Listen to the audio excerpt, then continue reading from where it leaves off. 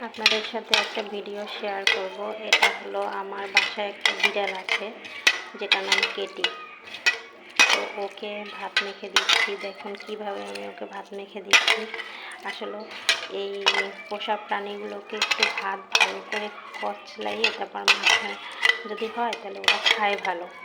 তো যারা আসলে এটা পালন করে থাকেন তাদের বলছি, পুষে থাকেন যারা, তারা একটু এই ভাতটা একটু ভালো করে কচলাইয়া তারপর ভাতটা মেখে দেবেন, তাহলে দেখবেন ওরা খাবে ভালো।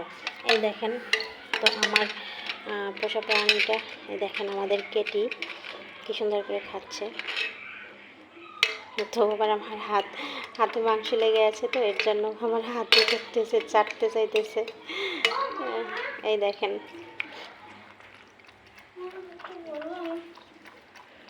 তো দেখেন কিভাবে খাচ্ছে।